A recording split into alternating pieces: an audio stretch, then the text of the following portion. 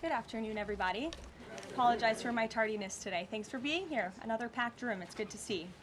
We'll begin with a scheduling update today. President Trump will commemorate the 24th anniversary of 9/11 on Thursday with a visit to the Pentagon Memorial in the morning, followed by an appearance at the New York Yankees game at Yankee Stadium in the Bronx on Thursday evening. Next week, as you all know, the President and the First Lady will depart for their historic state visit to the United Kingdom on Tuesday, and they return to Washington on Thursday. Today, I would like to address the tragedy that has not received nearly enough media attention, the brutal murder of Iryna Zarutska. Here are the facts that many outlets have shamefully and intentionally failed to report until President Trump drew attention to it. On August 22nd, Iryna Zarutska was stabbed to death on the rail system in Charlotte, North Carolina by a savage career criminal. This is a public transportation system that many in the area use every single day to go to school and work. Iryna was on the train that night traveling home from her job at a pizzeria, still in uniform from her shift. This beautiful, innocent 23-year-old young woman was a Ukrainian refugee who had recently fled her country for a chance at a safer life and a promising new beginning here in the United States of America. But tragically, a public transportation system in a major American city was more dangerous than the active war zone that she left. The President and the entire White House are praying for her family and friends during this unimaginably difficult time. But while we extend our thoughts and prayers, we must also seek justice for this crime and call attention to this heinous incident. Surveillance video of the killing was finally released to the public this past Friday. It shows the alleged killer, DeKarlos Brown Jr., pull out a knife, get up from his seat behind Iryna, and prepare to thrust a blade into her neck before the released footage gets cut. This is pure evil on full display. The most enraging and unacceptable part of this story is that her death was entirely preventable. DeKarlos Brown never should have been on that train that night. In fact, he should have been behind bars. DeKarlos Brown has been charged with crimes no fewer than 14 times, dating back to 2011, including for armed robbery, felony larceny, breaking and entering, and shoplifting.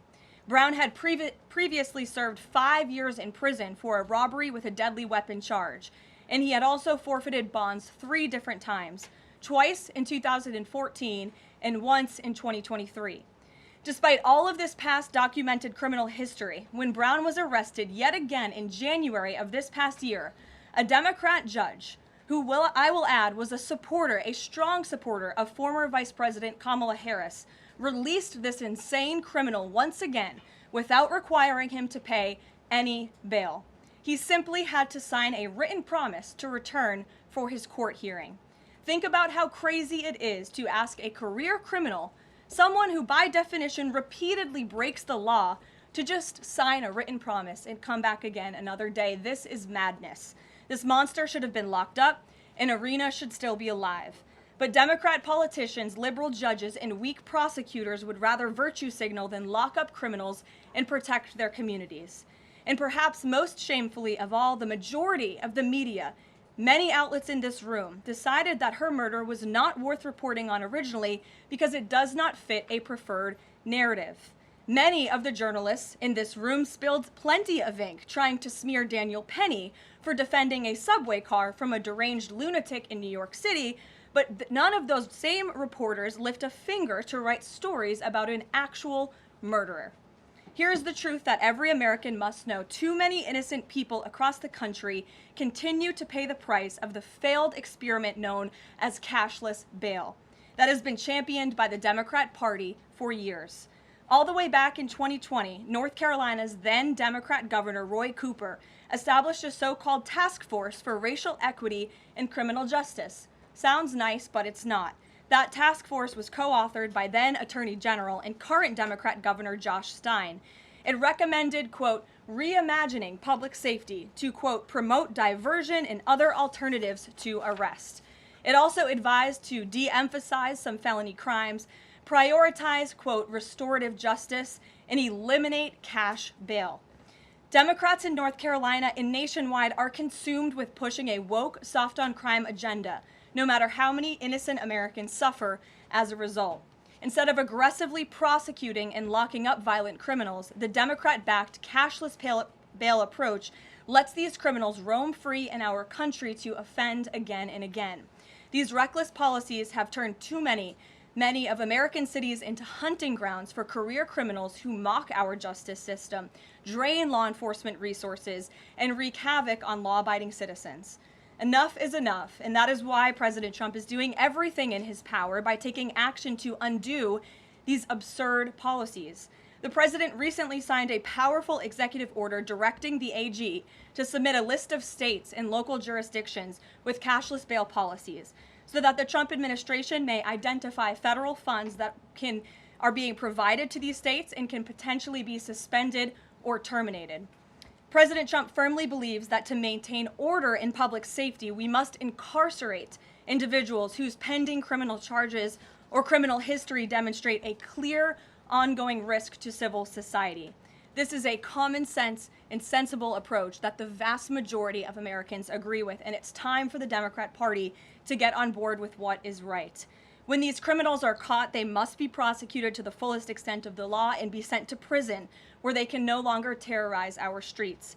This is the mandate the American people delivered to President Trump, and it's a mandate he intends to fulfill.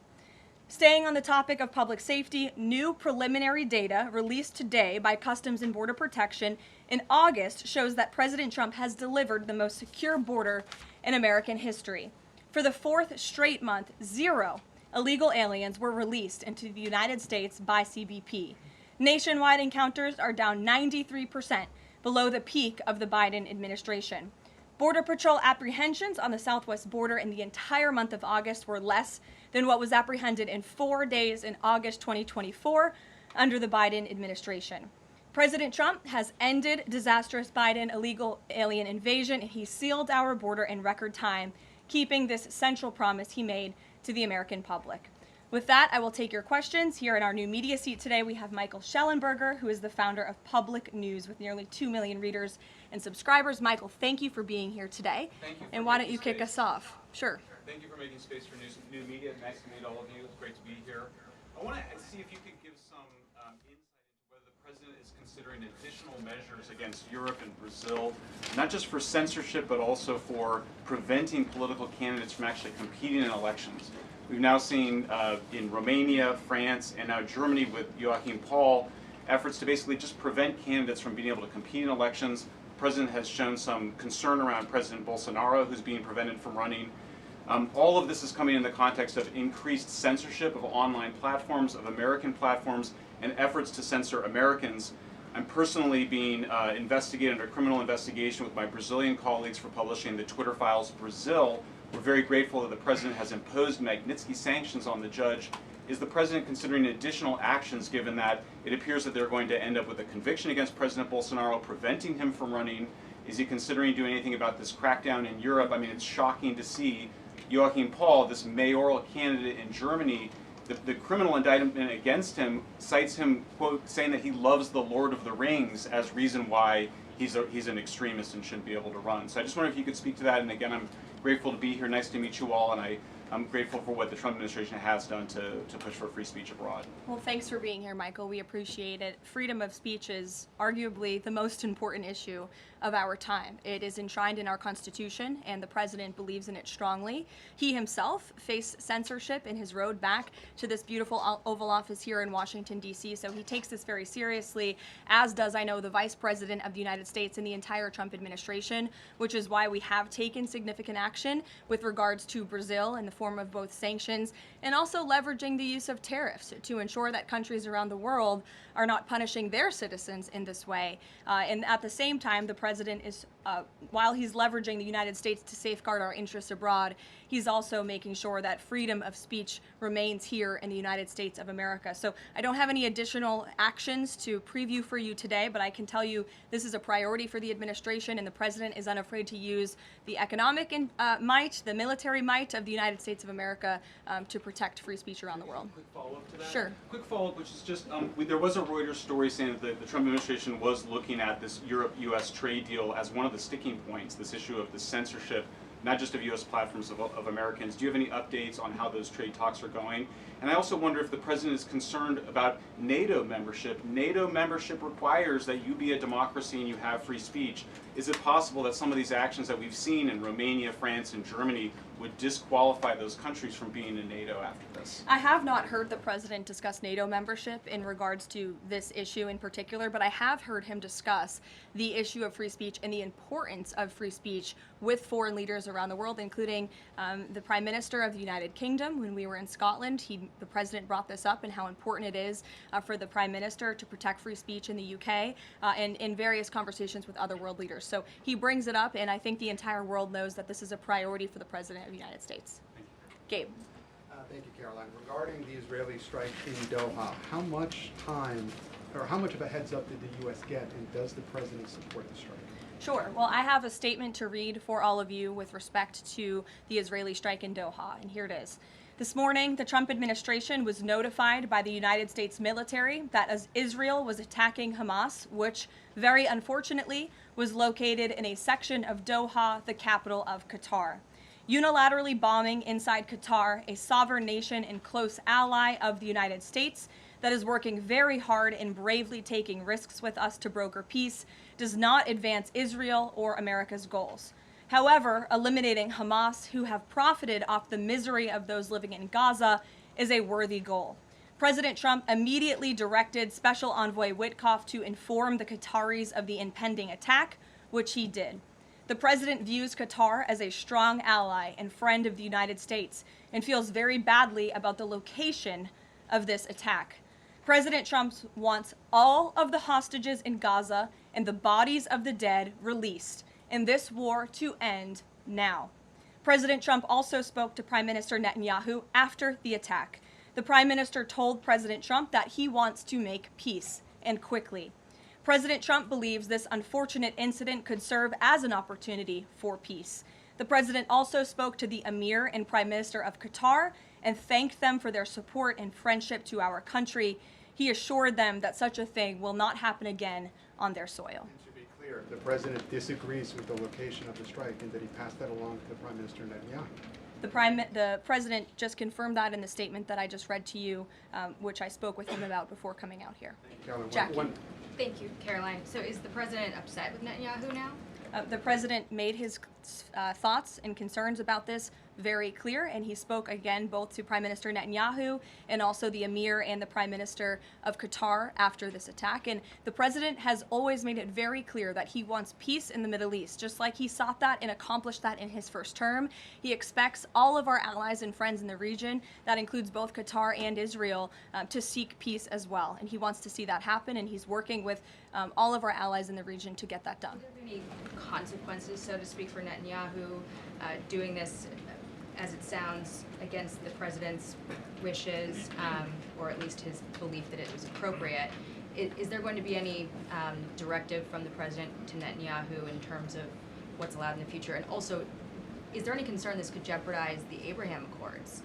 Look, that's a decision only the president can make. With respect to your first question, to answer your second question, as you heard from the president, he said he believes that this can serve as an opportunity for peace, and he's still actively and aggressively pursuing it with all of our allies and partners in the region. Jennifer? Just to follow up on that, Caroline, are you able to say how often the president spoke to the Prime Minister of Israel before this? Because that's one question. And then what did he mean on Sunday when he posted, "I've given my last warning to Hamas," etc.? He wasn't talking about this strike on Doha? No, he was not. As I told you, the Trump administration was notified by the United States military that Israel was attacking Hamas, and the president spoke to the Prime Minister after the attack, as well as, again, the Emir and the Prime Minister of Qatar. And I know Secretary Rubio and Special Envoy Witkoff were present for that call with the Qataris as well. Reagan. Thanks, Caroline. I have two questions for you on crime crackdown. Sure.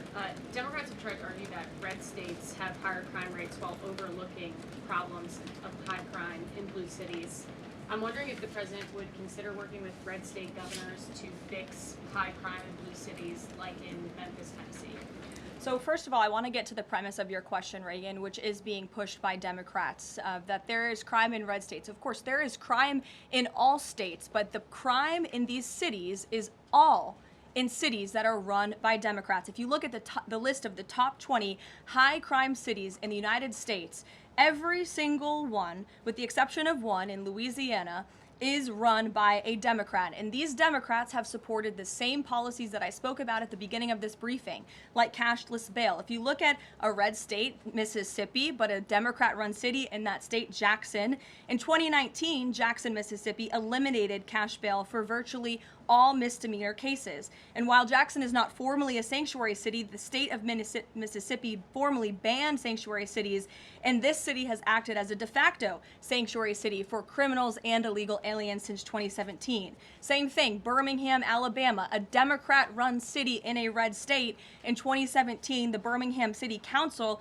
unanimously passed a resolution, quote, committing to establish sanctuary policies. So if you actually look at the facts from these Democrat-run cities, these are cities that are run by Democrats and by by members of the Democrat Party. These are blue cities, and they have all supported these disastrous policies which allow repeated career criminals back onto the streets to further commit acts of violence. And so to answer your question, yes, the president wants to work with anyone across this country who wants to end these horrible policies and to bring law and order to our streets. And I think that is proven by his tremendous cooperation with the mayor of Washington, D.C. and our nation's capital. And just look at the results of that. And I do have some updates for you on the D.C. crime crackdown if anyone is interested.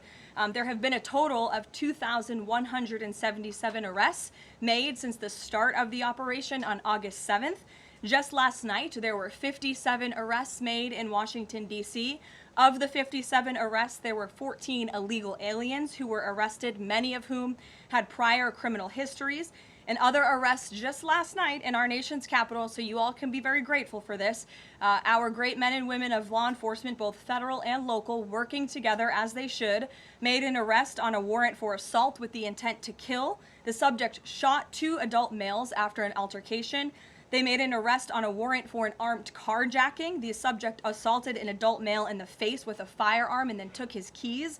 We also made an arrest on a warrant for simple assault and the destruction of property and subsequently charged with second-degree theft. Last night in D.C., there was an arrest for possession of a controlled substance with second-degree theft. There was an arrest for possession of a controlled substance with the intent to distribute that subject. The person is also a subject of interest in a homicide and a carjacking. Last night in D.C., we also arrested a felon in possession of a firearm who was carrying that firearm without a license. So these are the career criminals. These are the bad guys that we are picking up in Washington, D.C. every day. The president would love to do this in every Democrat-run city across the country, and he hopes that more Democrats will call the White House to allow us to help them. One more that's D.C. specific. Congress is poised to not extend Trump's federalization of the D.C. police. Mayor Bowser signed the executive order formalizing cooperation with federal forces. You just mentioned all the success that the operation has had. Does the White House believe that the Mayor Bowser's action is enough to continue the crime crackdown? We are very grateful for the mayor's cooperation in this effort, and we look forward to continuing to work with her and the Metropolitan Police Department. Bloomberg. Thanks, Caroline. The president says, he plans to speak with Putin soon. Can we expect a phone call between the two leaders this week? I don't have any phone calls to read out between you, the president, and any other foreign leaders. Ed. Thanks, Carolyn. I want to ask about the benchmark revisions that came out. If you look at the revisions between March of 2024 and March of 2025, and you do a little math, it averages out to 73,000 jobs roughly per month added to the economy, less than what was thought. When can we expect the Trump administration, now that their policies are rolling out, for that increase, that average to increase? Well, let me just say something about the revisions that came out this morning. And this was one of the biggest revisions in absolute terms in decades. And the benchmark year, March 2024 to 2025, shows that the job growth was vastly weaker during the Biden administration than ever previously reported. Between this revision and last year's, job growth was actually overstated by approximately 2 million jobs. And the Biden administration stood up here and vouched for that data and told you that data was real. And when President Trump calls into question the veracity of that data, like he did before he took the oath of office and even now as President of the United States, States, he was ridiculed for that. And turns out this revision proves two things. Number one, the president was right, and this is why we need new leadership at the Fed. And this makes it very clear that President Trump inherited a much worse economy by the Biden administration than ever reported. And it also proves that the Federal Reserve is holding our monetary policy far too restrictive. Interest rates are too high. The Fed needs to cut the rates because of the mess that we inherited from the Biden administration. Time frame. The president has said a year. Secretary Besson said maybe the fourth quarter. When can we expect these numbers to increase? Well, first, we need accurate numbers. We need truthful and honest data, which is why the president took the monumental step to try and appoint and confirm new leadership at the BLS so we can have data that we can actually rely on. And that's what the president is doing, and we hope that his nominee will soon be confirmed. Charlie. You addressed the crime of Iryna Zarutska, and the president has done a lot to deliver justice for victims of crimes like that horrific stabbing. And the Epstein files are back in the news because a lot of Americans feel that that Jeffrey Epstein's victims never got justice. Does the president care about these victims? Do you think he can does he want to deliver more justice for them, and is he willing to meet with them? The president cares about victims of all crimes, and that's why Republicans in the Trump Department of Justice have done more in terms of transparency when it comes to the Epstein case than any prior administration. And why are the Democrats all of a sudden caring about this? It's because they are desperately trying to concoct a hoax to smear the President of the United States. We have seen this time and time again. Ro Khanna and all of these other Democrats, they could have cared about those victims 4 years ago when Joe Biden was in office. They could have pushed for transparency then. Unfortunately, the Democrats are using victims as political pawns to try to smear and to push a hoax against the President of the United States.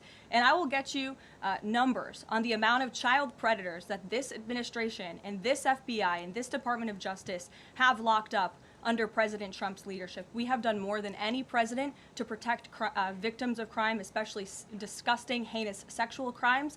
And that includes the deportation of illegal aliens who are perpetrating these crimes against innocent victims in our country right now today. And that remains a top priority for this administration. Does the president, will he meet with the victims? On the Doha strikes, did the president speak with Netanyahu before they were carried out? Did he urge him to not go through with it, or did they only speak afterwards? Again, I read you a statement. The Trump administration was notified by the United States military that Israel was attacking Hamas.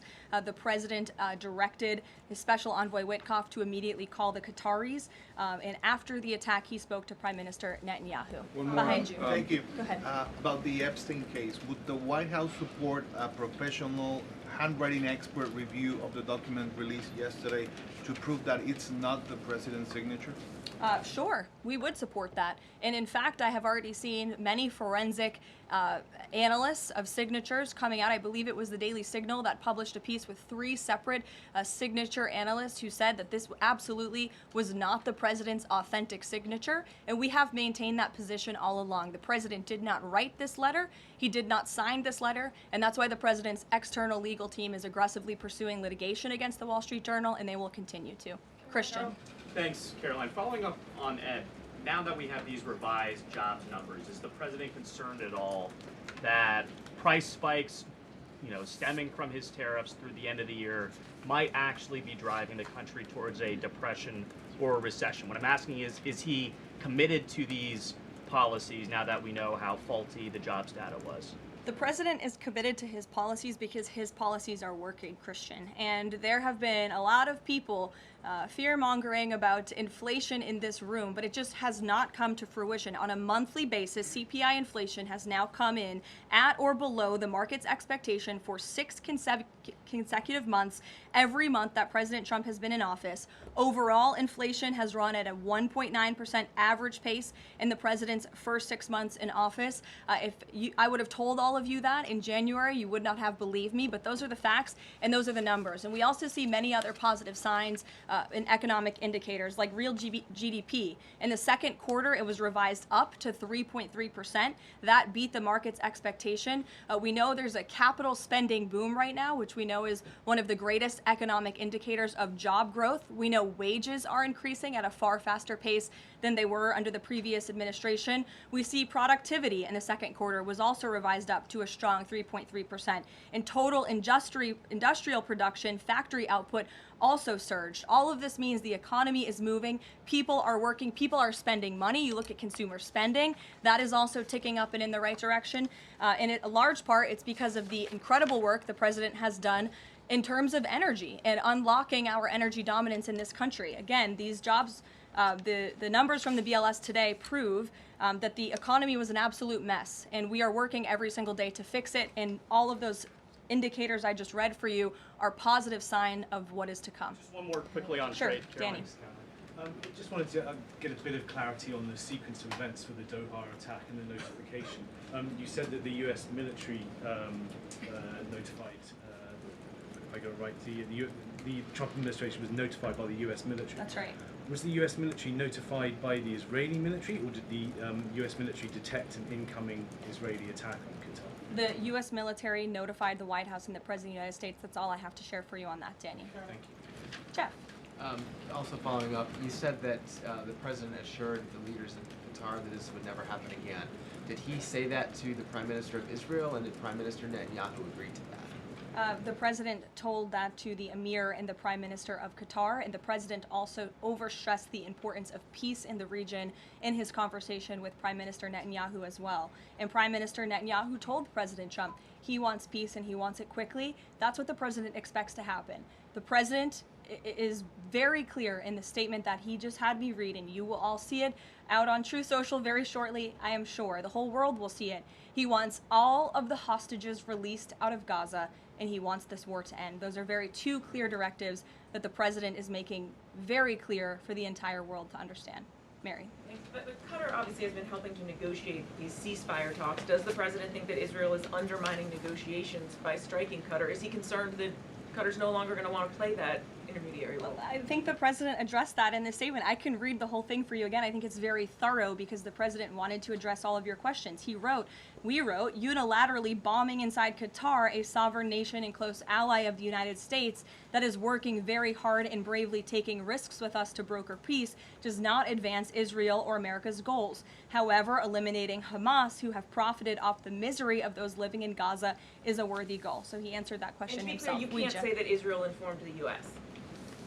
What I can tell you is the United States military informed the Trump administration. Thank you. A quick follow on that. Can you tell us when the U.S. military was notified, given that the largest U.S. military base is in Doha? And then I have a question on D.C. crime. This morning, just before the attack, as I said earlier as well. Okay, thank you. And yesterday, the president spoke about D.C. crime and talked about how there was virtually none. And then he expressed frustration about things that take place in the home they call crime. He said, you know, they'll do anything they can to find something. If a man has a little fight with the wife, they say this is crime. See, now I can't claim 100%. Exactly what crimes was the president referring to? He wasn't referring to crimes. That's exactly the point he was making, Ouija. What the president is saying is that these crimes will be made up and reported as a crime to undermine the great work that the federal task force is doing to reduce crime in Washington, D.C. And I think the president has every reason to believe that, given the efforts of many reporters in this room who actively seek to undermine the president and what he's doing in our nation's capital. We all know that deep inside you all agree with this because you all live here, and I'm sure you are very grateful for the administration's efforts to make the city, which we all reside in, much safer for ourselves and our families. Michael. Thank you, Caroline. Florida Congressman Randy Fine is calling for judges to face consequences if the violent repeat offenders they release go on to commit new crimes. Is that something the president supports? It's not something I've heard the president discuss. You can ask him yourself next time you have the opportunity to. How's that? Caroline, one more question. On Thursday, President Trump will head to the Pentagon and also to New York City in honor of the 24th anniversary of 9/11. Has the president expressed any interest on creating or having congressmen create a new 9/11 commission to answer some of the ongoing questions many Americans have about that day? I, again, have not heard the president discuss that. You're welcome to ask him yourself, but I do know he very much looks forward to going to both the Pentagon and the Yankees game in New York City on Thursday to commemorate the 24th anniversary. As you know, the president is a New Yorker at heart. He loves the city very much. It is his home, and you'll hear more about that on Thursday when the president speaks on this himself. Kelly. Karoline, thank you. I wanted to ask you a question about the president speaking yesterday before the Religious Liberty Commission. As you know, he's created the White House Faith Office, the Task Force on Anti-Christian Bias, and yesterday he talked about the importance of the Bible in America and the importance of prayer in America. Some people have criticized him for that in stating that he's espousing Christian nationalism.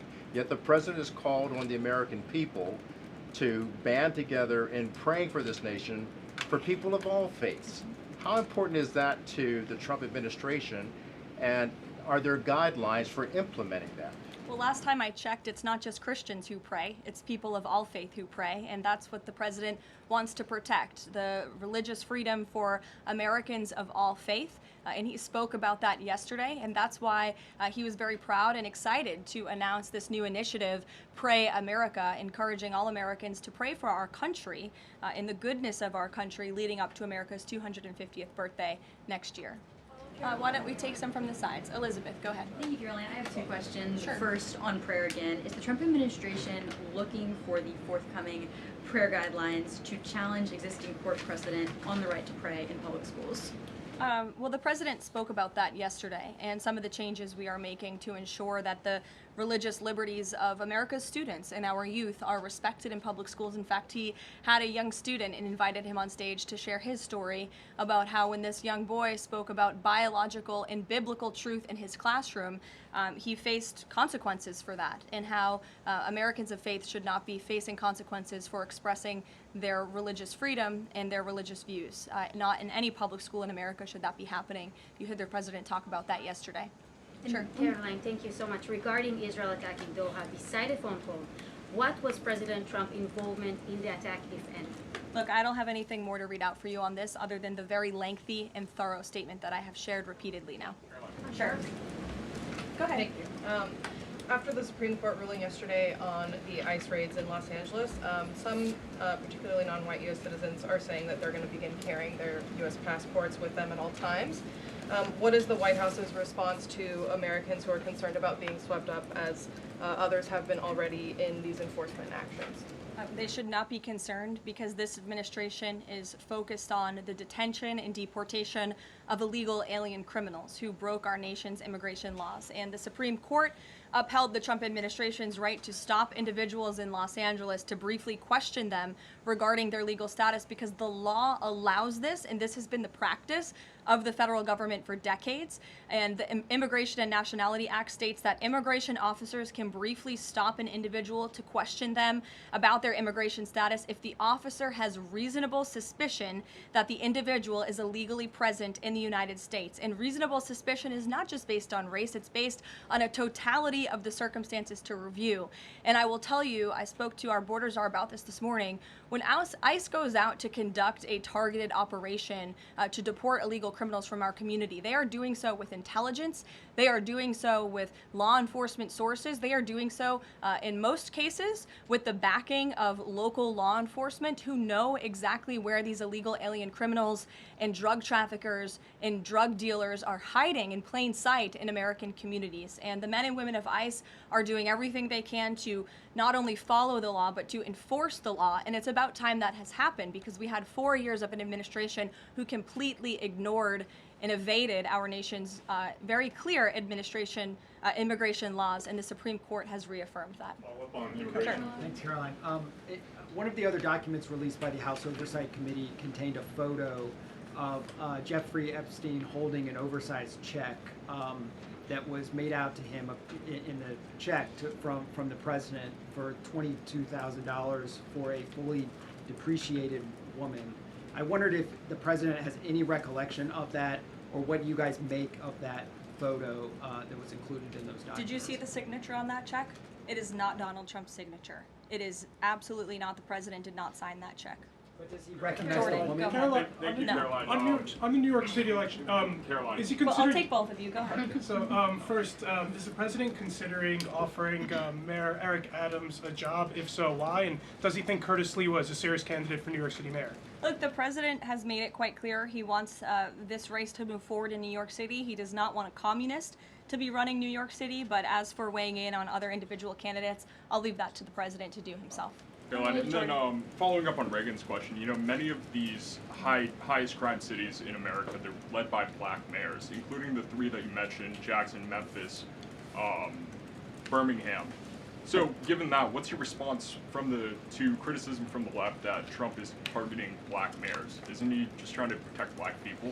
The president is trying to protect all Americans from crime, and he wants to make all of our cities in America safe. And the fact is, the most dangerous cities in America are run by Democrats, overwhelmingly. And according to the FBI crime statistics, 19 of the top 20 cities with the highest murder rate are run by Democrats. And these high crime Democrat-run cities are driving up the crime stats in otherwise safe red states. So of course he wants to address this problem. He's made that quite clear.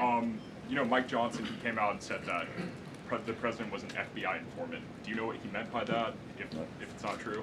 I can affirm that is not true. I think the speaker was referring to the fact that President Trump kicked Jeffrey Epstein out of his Mar-a-Lago property for reasons the president has already discussed. John. Oh, thank you, Caroline. First of all, as a Washington, D.C. resident with my family, I just want to thank the administration for revitalizing safety here. In the last 3 weeks, it's been stunning. Well, I want to go to Virginia. All of a sudden, out of the blue, Winsome Sears has closed the gap on Abigail Spanberger. Got 4 issues. Coerced abortions in Fairfax County without telling mom or dad, no parents. Girls going in boys' bathrooms on film, right? 2 of the young fellows get suspended for complaining about it. Virginia Beach man, an innocent man, is now died in a car crash by a drunk illegal going on the other side of the road, and now you got Spanberger's got these racist signs. When are we going to get the president to make an official endorsement of Winsome Sears and maybe come and campaign in West Virginia? Well, as you know, I'm very limited in what I can talk about when it comes to political endorsements in future elections from this government podium. But all of the issues that you just mentioned I know are very important to the president, and it's quite common sense. It's the foundation of the Republican Party, and it's what sent this president back to the Oval Office. We want to keep men out of women's sports and bathrooms. We want criminals to be locked up. The president wants to see law and order in every state across the country. But as for political endorsements, I'll leave that to him and his political advisors to make those. Sure. Haley. Thanks, Caroline. I have 2 questions for you, if it's okay. One on Doha and one on immigration and crime. Sure. On Doha, ahead of the strike we saw today, did the administration at any point try to dissuade the Israelis from the potential for an action like we saw today? Again, I have answered questions repeatedly on this. I have a very lengthy statement which we will release after this briefing for all of you to read and to report on once again. Okay, and then on a case in Maryland, the killing of DeKarlos Thompson, there are reports that the suspect arrested for her murder was in the country illegally and arrested and released for driving under the influence both in 2022 and in April of this year by U.S. Park Police. Is the administration looking into what process allowed this to take place? Yes, we absolutely are. As soon as we saw this case, we ensured that the Department of Homeland Security and the Department of Justice were on it, and I can assure you that they are. This is another heinous act of violence against someone who should have never been in our country illegally in the first place, and that's exactly why the deportation of illegal criminals from our country is a top priority for this administration, and it's something that is happening every single day. And I would encourage all of you to continue to report on the very violent illegal alien criminals that we are deporting daily from American communities across the country. We will never understand how many lives have been saved by these efforts, or how many lives would have been lost if not for this president and the administration's policy to deport illegal criminal aliens. Harris. Thanks, Caroline. Follow up on Charlie's question. Would the president meet with the Jeffrey Epstein victims? I don't have any meetings for you to read out on that. Go ahead. Thanks, Caroline. Is the Trump administration considering a ban on transgender Americans owning guns? Is that something the president would support, even as we've seen some gun groups oppose the idea of it? I saw reporting on this. I understand there were very preliminary, low-level discussions about this at the Department of Justice, and then sometimes those discussions are reported as fact. I'm not tracking any potential actions on this front, and I'll let the president weigh in on that. It's a policy decision, and it's far too early or would be premature, inappropriate for me to weigh in on it at this point in time. Behind you. Go ahead. After the immigration raid at the plant in Georgia on Friday, the president said over the weekend that he's open to some kind of changes in perhaps rules or visa rules or law that would prevent something like that happening in the future for skilled workers to train American workers. That's right. Can you confirm that and that the administration supports those changes, and what exactly would that look like? Well, the president said it himself in a statement that he put out on Sunday night, where he is very grateful for foreign companies from around the world and the investments that they are making right here in the United States of America. And he understands that these companies want to bring their highly skilled and trained workers with them, especially when they're creating very niche products like chips, or in this case in Georgia, like batteries. But the president also expects these foreign companies to hire American workers, and for these foreign workers and American workers to work together to train and to teach one another. And so he expects these foreign companies to hire American labor. We want Americans to have these jobs. Americans need these jobs, but he also understands the need for these companies to bring over their workers who already have these skills. So I think it's a very what those changes might be? I think it's a very nuanced and responsible and sensible approach for the president to take. And I know that the Department of Homeland Security and the Department of Commerce are working on this matter together. I would defer you to them for any further action on this front. Maggie. Caroline, thank you. Just I want to follow up on something you said. You said the Epstein documents are a hoax that Democrats are perpetrating against the president. You've said he didn't sign that check, that he didn't sign the birthday card that he allegedly signed. So what is the theory, since these documents came from the Epstein estate?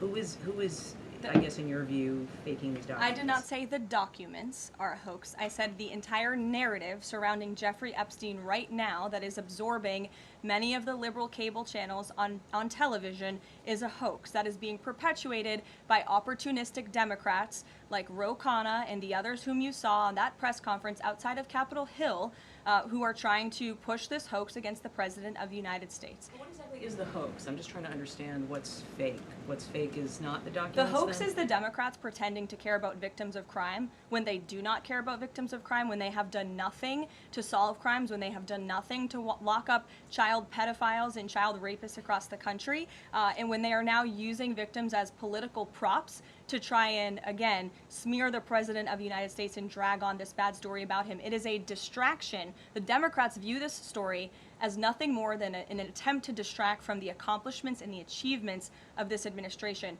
And that is what we mean when we call it a hoax. If he didn't sign these, if you said he didn't sign the birthday card, he didn't do this, he also didn't do the check, those were in documents from the estate. So what is the working theory as to why he's in them? The president has one of the most famous signatures in the world, and he has for many, many years. You know that, Maggie, you've covered him for a long time, long before he assumed this office when he was a businessman in New York. The president did not write that letter. He did not sign those documents. He maintains that position, and that position will be argued in court by his lawyers. The president is very confident he is going to win this case. Caroline, thank you. Is the president planning to meet with Eric Adams in New York, maybe at the Yankees game? And has he personally talked to him about the race? I am not tracking any meeting with Mayor Adams at this time, but if that happens, I'm sure the New York Post will be one of the first people to know about it. I'll take a couple more questions. Why don't we go to the back? Tom Dempsey with News Nation. Regarding the growing U.S. military News presence... Nation, all the way in the back. Regarding the U.S. military, the growing U.S. military presence in the Caribbean, when asked directly about possible future military action, President Trump responded, "You're going to find out." What could the U.S. public expect of that situation moving forward, and what sort of ongoing threat does Trendeo Agra present? I think it would be very unwise of me to preview what the president meant from this podium. But I think what the heart of what the president was saying, I know what the heart of what the president was saying in this administration believes, is that the regime in Venezuela is illegitimate. And it is unacceptable to this president and this administration to traffic illegal, deadly drugs into the United States of America.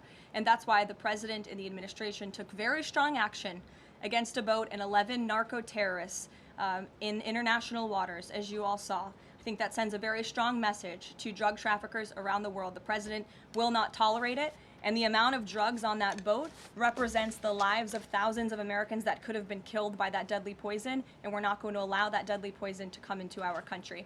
The president will be signing a proclamation in the Oval Office later this afternoon, and we will see you all later. Thank you. Thank you.